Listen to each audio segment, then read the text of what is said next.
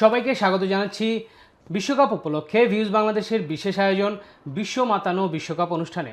গত 11ই জুন পর্দা উঠেছে ফিফা বিশ্বকাপ 2026-এর, কিন্তু বিশ্বকাপের আসল আমেজটা শুরু হতে যাচ্ছে যেন আগামীকালকে। কারণ আগামীকালকে বেশ কয়েকটি শিরোপার দাবিদার দল মাঠে নামছে। এর মধ্যে আছে 5 বারের বিশ্ব চ্যাম্পিয়ন ব্রাজিল। এবারে আপনাদের জানিয়ে দিই আগামীকালকে কোন কোন দেশের খেলা আপনারা দেখতে পারবেন। প্রথমেই দিবাগত রাত 1টায় কাতার মুখোমুখি হবে সুইজারল্যান্ডের। এরপর ভোর 4টের সময় ব্রাজিলের মুখোমুখি হবে মরক্কো। পরবর্তী ম্যাচে সকাল 7টার সময় হাইতি মুখোমুখি হবে স্কটল্যান্ডের। এরপর সকাল 10টায় অস্ট্রেলিয়া বনাম তুরস্কের ম্যাচ অনুষ্ঠিত হবে এবং আগামীকালকের সর্বশেষ ম্যাচে অর্থাৎ রাত 11টার সময় জার্মানি মুখোমুখি হবে কুরাসাওয়ের। অর্থাৎ আগামীকালকে আপনারা 5টি ম্যাচ দেখতে পারবেন।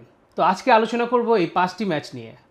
আমাদের সাথে উপস্থিত আছেন ভিউজ বাংলাদেশের চিফ রিপোর্টার হীরা তালুকদার। হীরা ভাই কেমন আছেন? জি ধন্যবাদ ভাই, আগামীকালকেই যেন বিশ্বকাপের আসল আমেজটা শুরু হচ্ছে। 5 বারের বিশ্ব চ্যাম্পিয়ন বাংলাদেশের অনেকেরই ফেভারিট দল ব্রাজিল কালকে মাঠে নামছে। আবার আমরা দেখবো যে জার্মানিও কিন্তু আগামীকাল মাঠে নামছে। তো 5টি ম্যাচ দেখা যাবে আগামীকালকে। তো এই ব্যাপারে যদি ভাই একটু আমাদেরকে ধারণা দিতেন যে প্রথম ম্যাচটা নিয়ে যদি আসি। প্রথম ম্যাচে সুইজারল্যান্ডের মুখোমুখি হবে কাতার। তো এই ম্যাচটা নিয়ে যদি বলতে যে এই ম্যাচের দৃশ্যপট কি হতে যাচ্ছে? ঠিকই বলেছেন, সুইজারল্যান্ড কাতারের তো আজকে প্রথম ম্যাচ। আসলে সবারই বাংলাদেশে অন্তত বাংলাদেশে বেশিরভাগ মানুষের আসলে দৃষ্টি থাকবে আজকে ব্রাজিল মরক্কো ম্যাচ নিয়ে। তো ওটার প্রসঙ্গে আমরা আসি। তো আগে বলি যে কাতার সুইজারল্যান্ড ম্যাচটা, তো কাতার সুইজারল্যান্ডের ম্যাচে মনে হচ্ছে এই গ্রুপে কিন্তু আপনার বসনিয়াও আছে, কানাডা আছে। তো এই ম্যাচটা যেহেতু ওখানে কানাডা ড্র করেছে বসনিয়ার সাথে গত রাতেই, তো এই জন্য আমার মনে হচ্ছে যে আপনার কাতার সুইজারল্যান্ড ম্যাচটা সুইজারল্যান্ডের জন্য অন্তত খুবই গুরুত্বপূর্ণ। কারণ হচ্ছে তাদেরকে এখানে আশা করা যাচ্ছে যে সুইজারল্যান্ড হয়তো তাদের আসল খেলাটা খেলতে পারলে, আপনি দেখেছেন যে এর মধ্যে ওখানে ইউএসএতে আমরা দেখলাম যে ইউরোপের দলগুলো আসলে খুব বেশি যে এখন পর্যন্ত অবশ্য ওরকম খেলাও হয় না, মানে খুব বেশি যে কটা পারফর্ম করেছে মানে আহামরি কিছু দেখি নাই। চেক খেললো, চেক রিপাবলিক, তারপরে বসনিয়া খেললো। বসনিয়া কিন্তু এই ক্ষেত্রে ভাই বলা যায় যে স্বাগতিক কানাডাকে কিন্তু তারা 1-1 গোলে ড্র করে আটকে দিয়েছে। হ্যাঁ, পয়েন্ট পেয়েছে নিঃসন্দেহে, কিন্তু বসনিয়ার খেলাটা আমার কাছে মনে হয়েছে যে আরও আক্রমণাত্মক থাকে। তো তারা হয়তো স্বাগতিক কানাডার সাথে খেলেছে, তো ওইটা হয়তো করতে পারে না। তো এখন যেহেতু স্বাগতিক না কাতারও খেলতে গিয়েছে কানাডায়, তো কাতার আর সুইজারল্যান্ডের যে খেলাটা হবে, তো সুইজারল্যান্ড তো অবশ্যই এখানে টপ ফেভারিট থাকবে, সুইজারল্যান্ডের জয়ের সম্ভাবনা। এক্ষেত্রে ভাইয়ের কি মনে হয় যে সুইজারল্যান্ড কি কাতারকে একদম উড়িয়ে দিবে, নাকি কাতার কিছুটা প্রতিযোগিতা দেখাতে পারবে? না, কাতারের খেলা তো অবশ্যই ভালো, এবং সুইজারল্যান্ড আর কাতারের ম্যাচটা ওরকম কিছু হবে না এবং প্রতিদ্বন্দ্বিতাপূর্ণই হবে। হয়তো কাছাকাছি একটা স্কোর লাইনে হয়তো শেষ হবে সুইজারল্যান্ড। ভাই যদি বলতেন এরকম কি কোনো প্রেডিকশন দিতে পারবে যে কত স্কোর লাইন হতে পারে? এটা তো আসলে ওইভাবে বলে না, 2 গোল হতে পারে, সুইজারল্যান্ড 2-0 অথবা 2-1। ওকে, এবারে যদি আমরা মানে বহুল আকাঙ্ক্ষিত ম্যাচটার দিকে আসি, ভোর 4টায় ব্রাজিল মুখোমুখি হবে মরক্কো। এটা বিশ্বকাপেরই অন্যতম একটা হাই ভোল্টেজ ম্যাচ, গ্রুপ পর্বের অন্যতম একটা হাই ভোল্টেজ ম্যাচ। মরক্কো কিন্তু গত বিশ্বকাপের বেশ লম্বা রেসে সেমিফাইনাল পর্যন্ত গিয়েছে, আর ব্রাজিল তো অবশ্যই সব বিশ্বকাপে তারা চ্যাম্পিয়ন হওয়ার লক্ষ্যেই আসে। তো এই ম্যাচটা নিয়ে আপনার কি মতামত, কি হতে পারে? আপনি ঠিকই বলেছেন যে ব্রাজিল দলে সবসময় তারকায় ভরা থাকে, মানে এমন কোনো বিশ্বকাপ নাই মানে যা তাদের দলে তারকা ছিল না, একদম শুরু বিশ্বকাপ হতে শুরু করে এখন পর্যন্ত। তো এই ক্ষেত্রে মনে হচ্ছে ব্রাজিল যেটা করবে যে অবশ্যই প্রথম থেকেই তারা আক্রমণাত্মক খেলবে। তাদের খেলাটা আসলে জমবে কোথায়, যে ব্রাজিলের আক্রমণ বনাম হচ্ছে মরক্কোর ডিফেন্স। আমার কাছে সেটাই মনে হয় যে মরক্কোর ডিফেন্সে যেইভাবে তারা ডিফেন্স মেনটেন করে, বিশেষ করে আপনার আশরাফ হাকিমি ধরেন, হ্যাঁ, এছাড়াও ভাই সোফিয়ান আমারবাত, সেও কিন্তু গত বিশ্বকাপে খুব ভালো খেলেছে। শহীদ রিয়াদ, হ্যাঁ, ইসা দিয়ব, এইটা আমার মনে হচ্ছে যে ওয়ার্ল্ড ক্লাস এবং ওয়ার্ল্ডের অন্যতম সেরা তাদের রক্ষণ। তো এই রক্ষণের বিপক্ষে খেলতে হবে ব্রাজিলকে, এবং এই রক্ষণ ভেদ করে তাদেরকে গোল দিতে হবে যদি জিততে হয়। তো আপনি জানেন যে ব্রাজিলের যে আক্রমণ ভাগ রয়েছে, বিশ্বসেরা আক্রমণ ভাগ এখনও তাদের আছে। ভিনিসিয়াস জুনিয়র ওখানে আক্রমণ ভাগে নেতৃত্ব দিবেন। আর আমাদের নেইমার যদি নামেন, রাফিনহাও কিন্তু থাকছে, রাফিনা থাকবে, হ্যাঁ। তারপরে আপনার আছে যে মাউথেস কুনিয়া, হ্যাঁ, লুইস এনরিকে কিন্তু ভাই এবার ম্যানচেস্টার ইউনাইটেড দুর্দান্ত করেছে, এনরিক খেলেছে। আমরা যদি দেখি যে তাদের স্ট্রাইকার হিসেবে ইগোর থিয়াগো আছে, আইগোর থিয়াগো কিন্তু প্রিমিয়ার লিগে আর্লিং হাল্যান্ডকেই একটা মানে অনেক প্রতিযোগিতার মুখে ফেলেছে, একটা ছোট দলের হয়ে খেলেও। তো এই ক্ষেত্রে আবার রায়ান, সেও কিন্তু ব্রাজিলের তরুণ তুর্কি হিসেবে থাকছে। এনরিক আছে, এনরিক কিন্তু অলিম্পিক লায়নিসে খুব ভালো খেলেছে। তো এই অ্যাটাকিং ফায়ার পাওয়ার দিয়ে কি ব্রাজিল মরক্কোর সাবস্টিটিউট আপনার থিয়াগো নামতে পারে, হ্যাঁ। তো এই যে বিশ্ব সেরা যারা অ্যাটাকিং তাদের বলবো, তো ব্রাজিলকে আমার এবারও বিশ্বকাপে মনে হচ্ছে যে অ্যাটাকিংয়ে ব্রাজিল আসলে কাছাকাছি মনে হচ্ছে শুধুমাত্র স্পেন এবং ফ্রান্সকে। তাদের যে স্পেনের বিশেষ করে দুই উইং দিয়ে আক্রমণ এবং মাঝখানে তাদের দানি অলমো, হ্যাঁ, ওয়ারজাবাল, এরা যেভাবে খেলবে উইং থেকে ইয়ামাল, নিকো উইলিয়ামস। ব্রাজিল ইয়েতে ফ্রান্সে আপনার আছে দেমবেলে, তারপরে এমবাপ্পে, তাদের সমন্বয়ে যে টিমটা খেলবে, এই ওদের থেকেও আমার কাছে মনে হয়েছে অনেক ক্ষেত্রে বেটার আক্রমণ ভাগ ব্রাজিলের। তো এই আক্রমণ ভাগের যদি সঠিক খেলাটা ব্রাজিল খেলতে পারে, তাদের ডিফেন্সও ভালো, মাঝমাঠ অনেক শক্তিশালী, তাইলে হয়তো আমার যেটা মনে হয় যে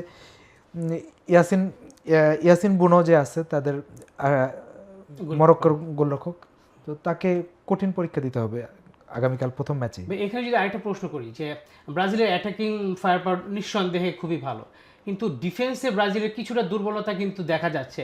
যে বিশ্বকাপের কিছুদিন আগেই কিন্তু ওয়েসলি, তাদের যে নিয়মিত খেলা রাইট ব্যাক, সে কিন্তু ইনজুরিতে পড়েছে। আবার ব্রাজিলকে যেমন দেখা হয় যে ব্রাজিল সবসময় ব্রাজিলের ফুল ব্যাকরা খুব ভালো, Cafu, Roberto Carlos, Danny Alves বা মার্সেলো। এবার কিন্তু ব্রাজিলের ফুল ব্যাক পজিশনটা একটু দুর্বল বলছেন সবাই। তো মরক্কোকে কিন্তু আমরা অপরদিকে দেখি যে যেমন গত বিশ্বকাপে আমরা দেখি যে পর্তুগালকে একটা গোল দিয়েছে কাউন্টার অ্যাটাকে। তো এই ক্ষেত্রে কি ব্রাজিলের কোনো কাউন্টার অ্যাটাকে কোনো ঝামেলা হওয়ার সম্ভাবনা কি আছে কিনা? না, ঠিকই বলেছেন যে ব্রাজিলের কাউন্টার অ্যাটাক সামলাতে হবে। তারা চাইবে যে কোনো উপায়ে একটা গোল দিয়ে দিতে, আর্লি গোল দিতে পারলে যে তাদের জন্য সেফ। কারণ হচ্ছে ব্রাজিল যখন হয়তো ব্রাজিল কালকে একের পর আক্রমণ করতে থাকবে, তো এই আক্রমণগুলো সামলানোর মতন দক্ষতা কিন্তু মরক্কোর আছে, খুব ভালোভাবেই আছে। তাদের বিশ্বসেরা ডিফেন্স লাইন, খুবই শক্ত মাঝমাঠ, এই মাঝমাঠ এবং ডিফেন্স ভেদ করে ব্রাজিল গোল দিবে, গোল দেওয়ার চেষ্টা করবে। তো একের পর এক আক্রমণ সারাতে হবে এবং তখন কিন্তু দেখা গেছে ব্রাজিল আসলে গোল যদি দিয়ে দেয়, সেই গোল শোধ করা কিন্তু অনেক ডিফিকাল্ট হবে এই মরক্কোর জন্য। তাই মরক্কো চাইবে আগে থেকেই যে কোনো একটা দুইটা গোল দিয়ে দিতে, যাতে তারা ওই গোলগুলো ডিফেন্ড করতে পারে। তো সেই ক্ষেত্রে ব্রাজিলের যে ডিফেন্স লাইন, মরক্কো যদি ওই কাউন্টার অ্যাটাকে যায় প্রথম দিকে বা মাঝখানে যদি হঠাৎ করে ঝড়ের গতিতে একটা আক্রমণ করে ফেলে, ওইটা সামাল দেওয়াটা অবশ্যই ব্রাজিলের জন্য চ্যালেঞ্জের হবে। যে ব্রাজিলের এখন যে ডিফেন্স লাইন আছে, তাতে আমার কাছে মনে হচ্ছে যে ব্রাজিলের ওই একটা জায়গায় দুর্বলতা আছে। প্রতিটা ম্যাচেই হবে, শুধু কালকের ম্যাচে না, ভবিষ্যতে যে ম্যাচগুলো হবে সেইখানে সেকেন্ড রাউন্ড থেকে হয়তো আরও বড় বড় ম্যাচ পাবে ব্রাজিল। তাদের সঙ্গেও তাদেরকে সতর্ক থাকতে হবে, তাদের ডিফেন্স লাইনে নিঃসন্দেহে। ভাইকে প্রেডিক্ট করছেন যে এই ম্যাচটা ব্রাজিল জিতে নেবে? আমার মনে হয় যে দিন শেষে একটা ভালো ম্যাচ হবে নিঃসন্দেহে। মরক্কো চ্যালেঞ্জ জানাবে ব্রাজিলকে এবং দুর্দান্ত একটা ম্যাচ হবে। এবারে বিশ্বকাপের প্রথম একটা বেস্ট ম্যাচ হতে যাচ্ছে ব্রাজিল মরক্কো। মাঠেও এটা হয়তো তারা দেখাবে, কাগজে কলমেও তাই, আপনি ফিফা র্যাঙ্কিং অনুযায়ী। তো আমার কাছে মনে হয় দিন শেষ হয়তো ব্রাজিলে জিতবে। যদি বলি যে স্কোর লাইনটা কত হতে পারে, এটা যদি প্রেডিক্ট করে। স্কোর লাইন ব্রাজিল খুব বেশি গোল দিতে পারবে না, কারণ এই ডিফেন্স ভেঙে ব্রাজিলের অত বেশি গোল দেওয়া আসলে ডিফিকাল্ট হবে। আমার যেটা মনে হয় একটা বা দুইটা গোল হতে পারে, সেক্ষেত্রে এখানেও তাই, মানে 2-0 বা 2-1 ব্রাজিল জিতবে। ঠিক আছে, ধন্যবাদ। এবারে যদি একই গ্রুপের কিন্তু ওদের পর আরেকটা ম্যাচ আছে, সেটা স্কটল্যান্ডের সাথে হাইতি।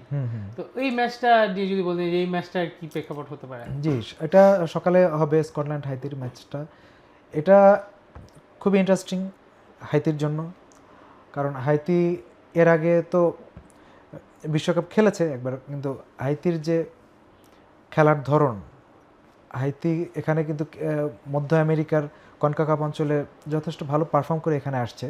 হাইতিকে ম্যাচের টিকে থাকতে হলে স্কটল্যান্ডের সঙ্গে মানে ভালো রেজাল্ট তাদেরকে করতে হবে। যদি এই বিশ্বকাপ থেকে তারা যদি কোনো পয়েন্ট অর্জন করতে চায়, আমার কাছে যেটা মনে হয় যে স্কটল্যান্ডের সঙ্গে তাদের একটা পয়েন্ট নেওয়ার জন্য চেষ্টা করতে হবে।